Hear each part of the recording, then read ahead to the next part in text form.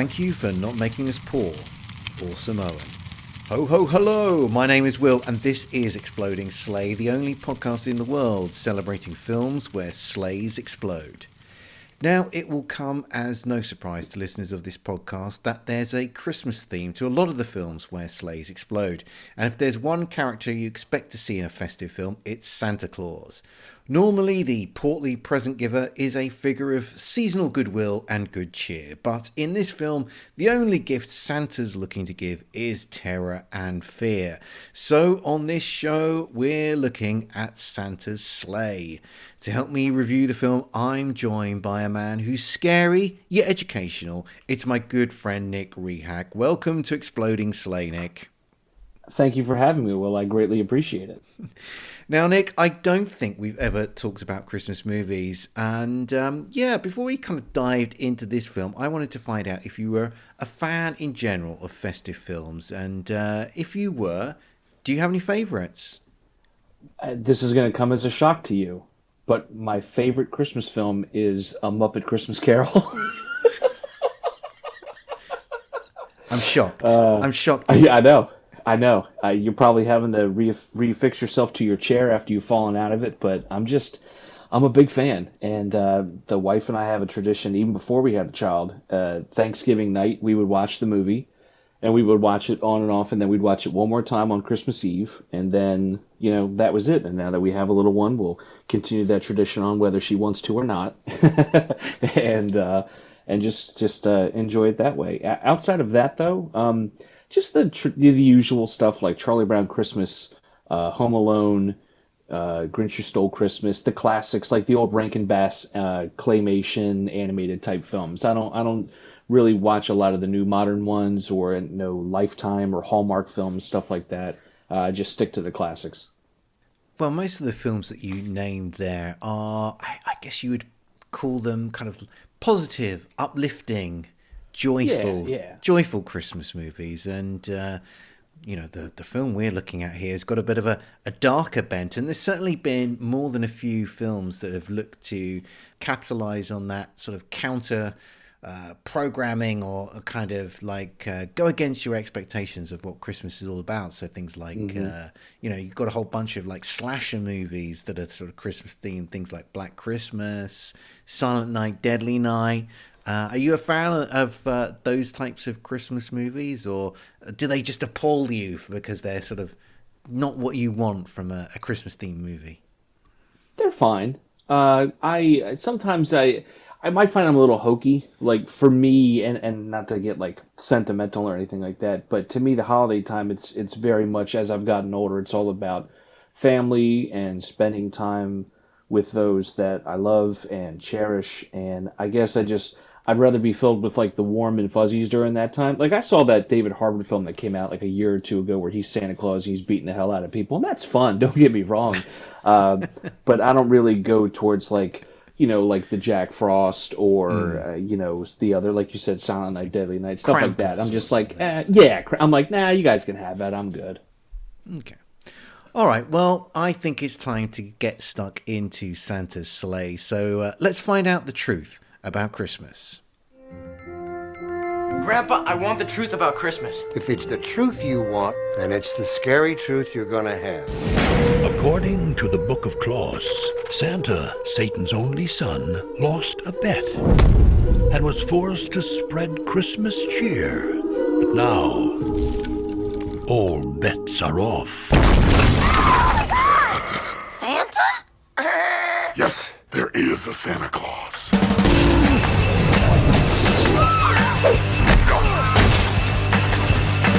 Ho, ho, hos. Santa Claus is not a myth or a legend. He's real.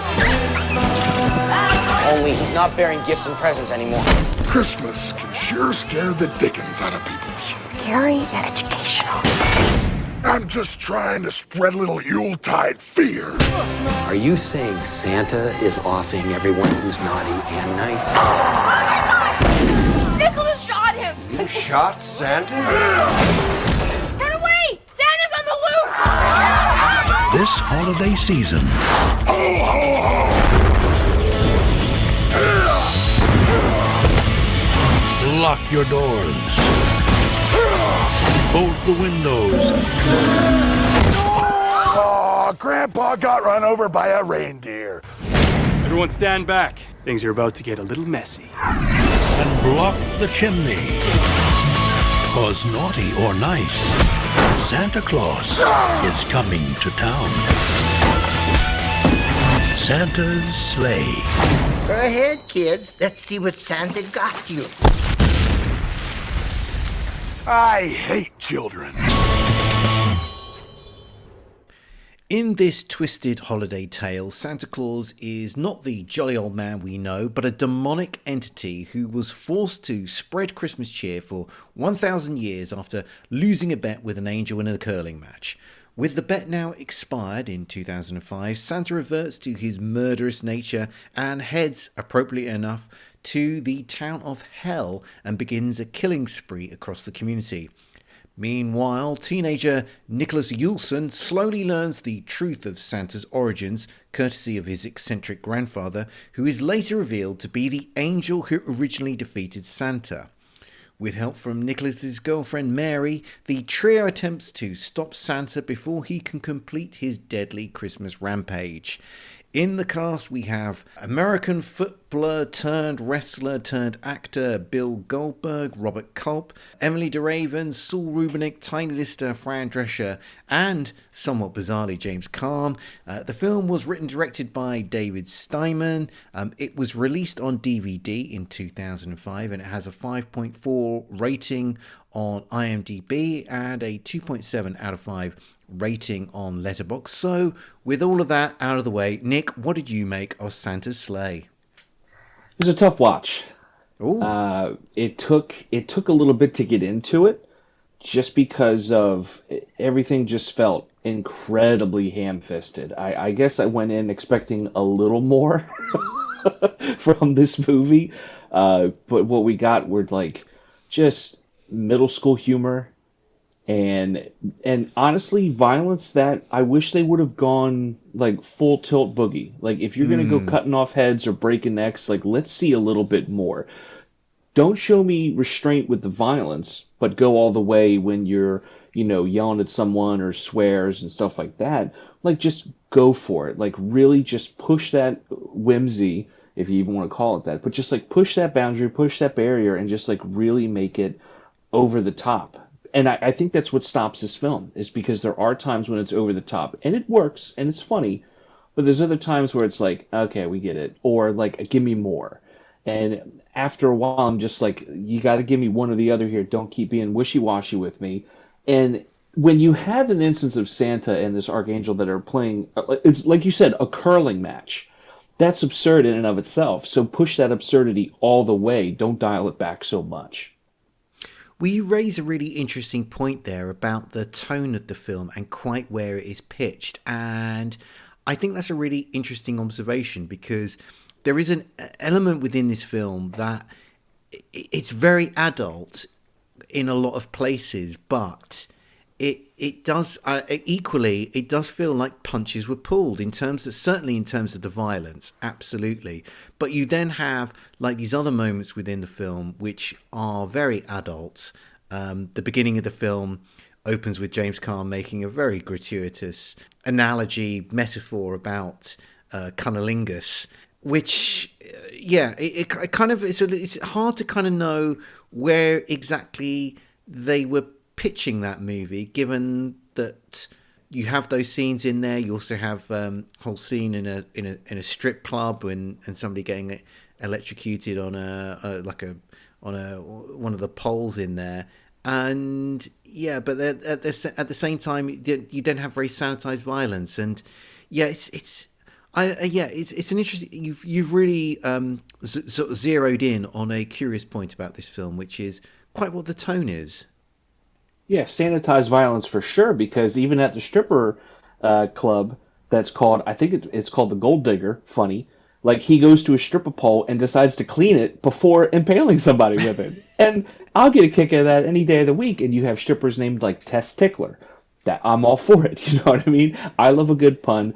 I love some good middle school humor every so often. But when you open the film with that dinner scene that you were talking about, and it is so over the top and so outrageous and sleazy and just kind of gross at times with the humor. And even when at the very beginning, Santa Claus is doing a tuck and roll onto the table and stabs both of James Caan's hands into the table, I'm like, all right, here we go. But then it's immediately pulled back and becomes a little slapsticky. I'm like, okay, so what are we really doing here? And it just kind of falls flat, but then pushes forward and falls flat, and they like want to make some undercutting jokes, but then they pull those back as well. And I think you said was it just direct to DVD or was it in theaters? I think my understanding is it went straight to DVD. If it went straight to DVD, then I don't know why they would be worried about like not pushing the jokes further and having it be that much more violent, especially when you have stuff like Terrifier out there that's doing all kinds of horrendous stuff. Something like this, like just push it all the way. Don't dial it back to where, don't give me a cheap giggle. Give me like a hard laugh or like really make me recoil at the violence. You got to do one of the two, or it's just going to be kind of one note and boring.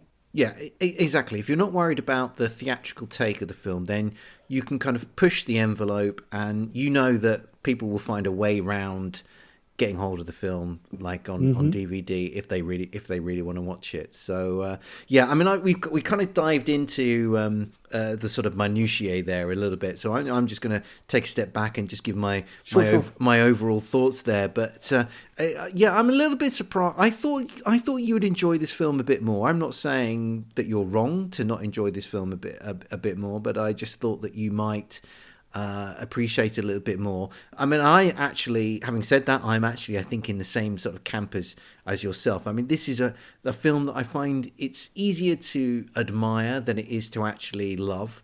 Did I particularly enjoy watching it? No. Did I laugh a lot during watching this film? No. That said, I kind of was amused by it. I appreciated the concept, and what I really appreciated more than anything else was I appreciated the thoroughness of execution of the conceit of this film. The idea that that Santa is actually a kind of demonic entity that has been forced to be this figure of go around the world, giving out presents as because they've lost a bet, and I kind of enjoyed the sort of the detail and the lore that lies behind kind of like how they built out that concept. And I actually enjoyed, I think that the cast in here, this, might not be the finest work that these people have ever done, but actually you've got a lot of skilled actors in here. And I kind of appreciated the fact that they were on hand and they were kind of being good pros and making this film progress along. As I say, I didn't find it a great watch, but it sort of slips down easy enough. And I mean, I think the runtime is listed as being a bit longer, but this film basically wraps up at 70 minutes long. And hey, I'm very appreciative of a film that doesn't run any longer than it really needs to. I was kind of surprised at the runtime myself, and even then there was points where I'm like, we could speed this up a little bit.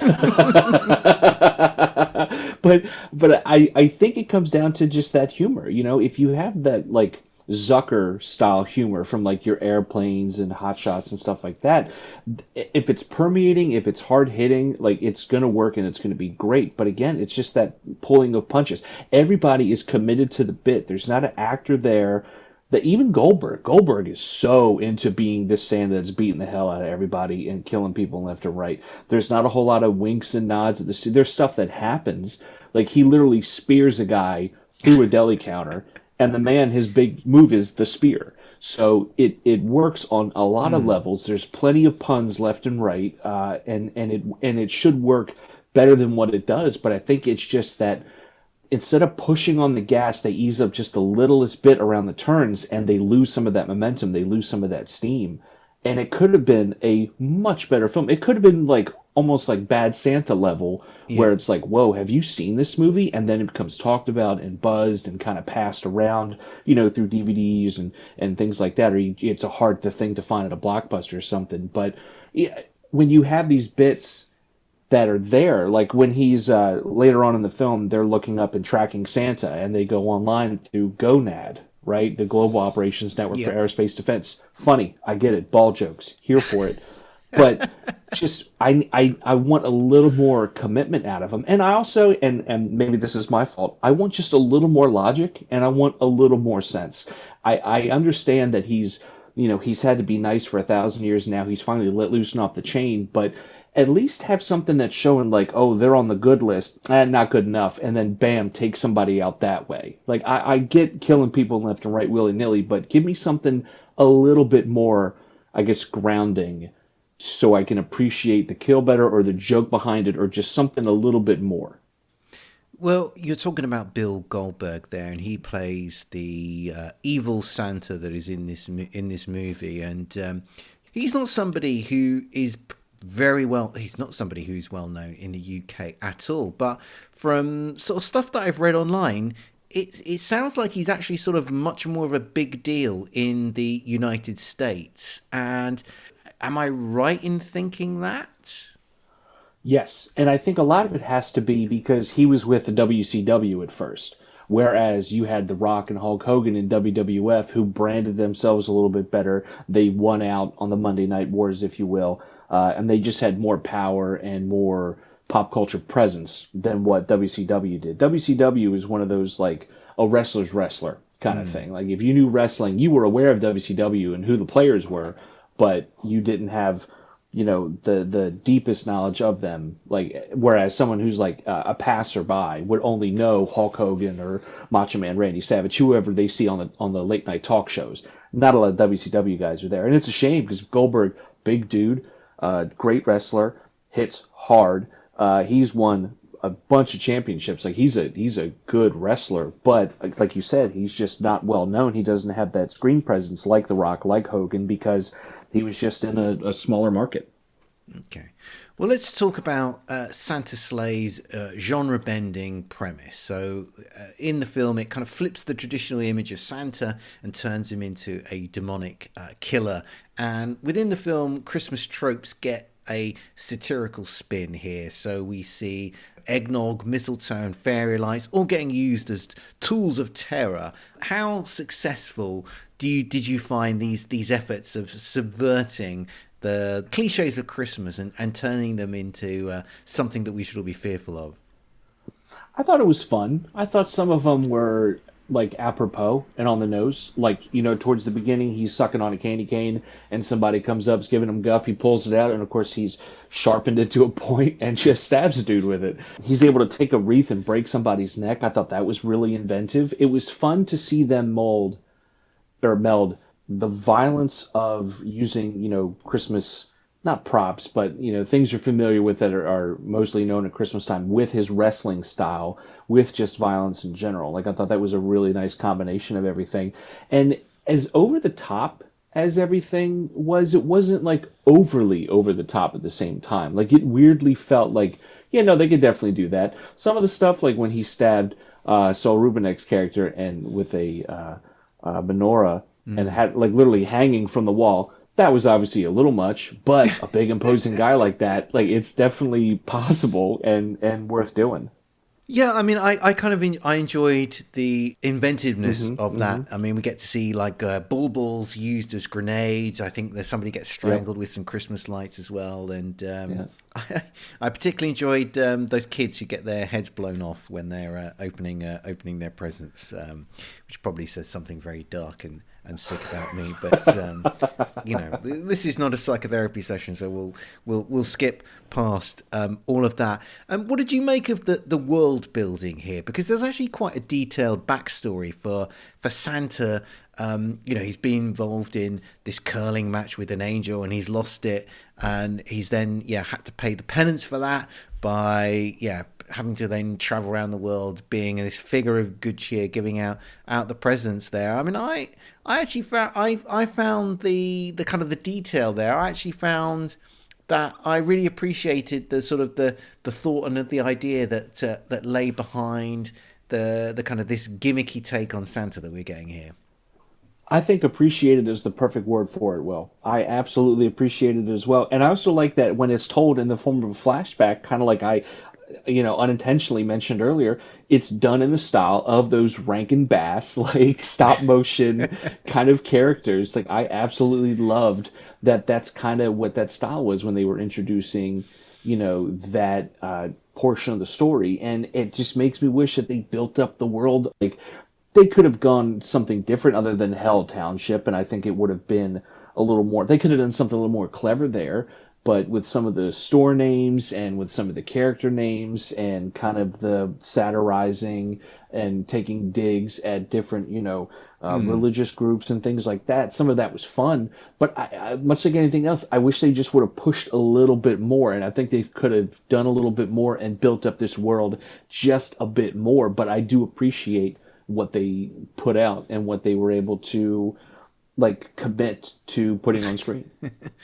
Now, this film was written and directed by David Steinman. Now, before this film, he had worked as an assistant director on films like Red Dragon, Rush Hour 2, What Lies Beneath. This was his first directing gig, and it was also his first writing gig. But weirdly, he never worked again after this film. And I find that really bizarre, Nick, because, I mean, look, neither of us are the biggest fan of this movie, but I think, as we've been talking about here, there are things you can certainly appreciate about this film. It's certainly far from the worst film I've ever seen. It's certainly far from the worst film we've ever reviewed on this podcast. That's true. Are you as bemused as I am as the fact that this guy's his career just seemed to end with this film? I was very confused because afterwards I went on IMDb. I'm like, who is this guy? And I noticed that he worked primarily on Brett Ratner films, and I think was like a PA on a lot of his films and an assistant directly to Ratner on a handful of films. And then, like you said, after this, he's just like gone. And I'm like, well, there's no way he just kind of fell off the face of the planet. Like he's had to have done script work, or he's had to have done other things within the industry, because there's been how many scary movies? Right? Yeah. We went through a whole period of time. There was Epic movie. There was this movie. There Disaster was that movie. Like there was, yes, there was all these like satirical takes. And I'm not saying that's what he did, but with this concept with Santa, he could have easily done that with the Easter Bunny and pulled in another wrestler, or even had Goldberg come back as like, Santa has to take out the Easter Bunny. There's a whole world that could have been built around these mythical characters that we know, like the Tooth Fairy. Like, Tooth Fairy's out of money, and now the Tooth Fairy's got to go rob a bank or something like that because of population increase. Or, again, the Easter Bunny. Like, the Easter Bunny's tired of hiding eggs, or, the Easter Bunny's lost and they got to get Santa. There's a world of things they could have done, so to see him just kind of disappear is surprising to me, unless he upset somebody or said something wrong to the wrong person, and he was blackballed in some way, shape, and form. I don't know what happened to him. Well, you do wonder if is something along those lines, because you've seen people like put together far worse films like this, and they've been able to continue with some form of career for at least some period of time. And I was so bemused by the fact that he just completely disappeared off the map after this film that I was like tracking down his social media to try and like work out, well, is he try and work out what he's doing now. And he's not terribly active on social media. Can't really work out what he's doing for a living right now. He has a couple of kids, seems to be enjoying his basketball, and that's about as much as I can tell from his social media. I mean, I did come across one very amusing social media post that he did, and that was following James Caan's death, which was not that long ago. And after James Caan died, David Steinman tweeted pictures of James Caan on the set of this particular movie, and his message along with that was, it was a great memory for me. For him, probably one he wanted to forget. R.I.P. James Caan. and like even something like that, like he has those photos, he has that experience, so clearly there's something there. And then if you could look, the guy's not even on Wikipedia. Like how are you not even on Wikipedia? Like there's something bizarre about that. Maybe it was James Caan. James Caan, and I don't even think James Caan is credited in the film. There was one of those. I'm like, that's James Caan, right? And then it's like, yeah, it is. Well, I think it's time that we take a quick break, and when we come back, we're going to be looking at the Exploding Sleigh action. In a world where podcasts already seem to address every imaginable subject, one man broke new ground with a seemingly random obsession about exploding helicopters in movies.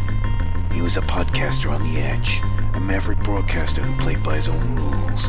Now, he has a last chance to talk about the strange way helicopters explode in film. Exploding Helicopter, available on iTunes and Podomatic now. Think you know about chopper fireballs? Think again. We're back, and now we're looking at the Exploding Sleigh action. This occurs at the film's climax. The townsfolk unite to stop Santa and open fire with an array of guns on Saint Nick, who's on board his sleigh. It doesn't look like bullets are going to be enough to stop the red-suited roister, but suddenly the sleigh explodes. Cut to a shot of the Mac's father holding a bazooka. Nick, what did you make of the Exploding Sleigh action? It was simple but effective, and the explosion was nice to look at, but I could have used more of it because I feel like as soon as it happened, it was gone, and that was a little disappointing to me. And we do get, though, oftentimes you don't get much debris or much after effects from the sleigh that explodes.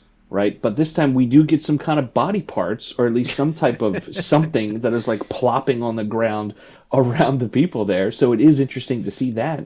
But I want more of the sleigh. I want to see the breakdown. I want to see, is it a wood construction? Is it a metal construction? How is that burning? How is that bursting into flame? And I kind of want to see the carcass and remnants of where does it crash onto the ground. I want to see a little more pomp and circumstance. This is a holiday film. Let me see something festive. Is there glitter involved? Are there more lights involved? Like, you know what I mean? Paint that picture for me. Well, I agree with you. I mean, it's good, but it's not a great explosion. And, I wanted to see a little bit more here, like yourself. I wanted to see, like, some whatever this sleigh was made of. I wanted to see some like wood flying everywhere. I wanted to see somebody getting impaled with one of the runners off the sleigh. I wanted to see I think there were some possibilities here with the exploding sleigh that just weren't exploited here, and that was a little bit disappointing to me. I mean, I did enjoy the method of the explosion here, so the kind of the fake out that they pull with the fact that you've got all these townsfolk unleashing their guns on the sleigh, and it explodes, and you think, oh wow, I never thought those bullets were going to make that sleigh explode like that. And then obviously there's the kind of cut which reveals that actually it's this bazooka that has taken out the sleigh. So I kind of appreciated that as a particular detail, but I do think, as I sort of outlined there, that they kind of missed some opportunities here. Although, having said that, this is a rare airborne exploding sleigh. Now obviously sleighs typically are snow-bound modes of transportation, and it's only really Santa who get to use an airborne sleigh, and we get to see an airborne sleigh explode in this movie. So I did appreciate, despite the shortcomings in other areas, I did appreciate the fact that we do get to see something a little bit unusual within the exploding sleigh genre. That is true. And something else, we're typically with the sleighs that are exploding, especially those coming from Santa, there's a lot of reindeer. Not this time. There's just one big hulking dude that is just pulling this sleigh, Santa Berg and his big sack, like all of that. And I'm also curious what happened to that guy, because that machine of an animal could definitely take a rocket launcher hit. Like, there's no way it's grazing at its shoulder and being like, what was that? Did a fly bite me? Like... They probably were worried, we'll lose the audience if we kill off too many nice reindeer here. So that's true. So one big one's okay. Exactly, one big one that looks a bit nasty, looks a bit mean. That's okay. The audience they'll go along with that. But yeah, we kind of blow up multiple reindeer, and if they look too cute, yeah, there's going to be problems. So yeah, all told, it was a sleigh, an exploding sleigh that There's some things I appreciated a bit, but definitely not one that was exploited to its maximum opportunity. So much like this film itself, not something that really exploited its full potential. Well, I think that just about wraps things up for this show. Nick, thanks for joining me on Exploding Sleigh. Before you go, is there anything that you'd like to plug? Yeah, you can find myself over at rabbitholepodcasts.com. I'm on a program, Lyrical Innuendo, myself and Bubba Wheat. We're taking a listen to some tunes, and we're trying to determine, are the lyrics really what they're singing about, or is there some subtext there? And then there's another program I'm on with Jason Soto called Play MST for Me. We're watching episodes of Mystery Science Theater 3000 from the beginning, and we're talking about them, and we're having a lot of fun doing it. As always, we'd be very grateful if you could let people know about Exploding Sleigh. We'll be back soon. But until then, what should people do, Nick? Keep watching the snow for those exploding sleighs.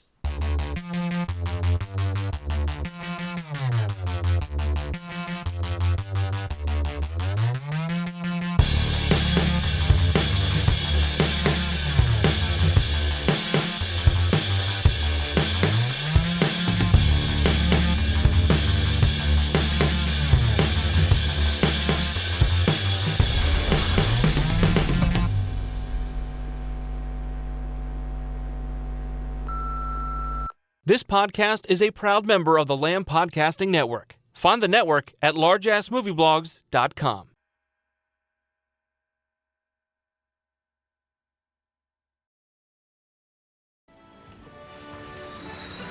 Hey, what does Gwenny want from big old Santa? Just a faithful husband. What's the second thing she wants? You know what I'm thinking, Angel? What, darling? I was thinking, dear God, don't let this bird taste like a shoe like it did last year. Let it be tender and moist just for once. Yeah, moist. That would be nice. It's called foreplay. I don't want to screw the bird. I want to eat it. I swear to you, she dehydrated this turkey from Thanksgiving. Sammy Scribbles.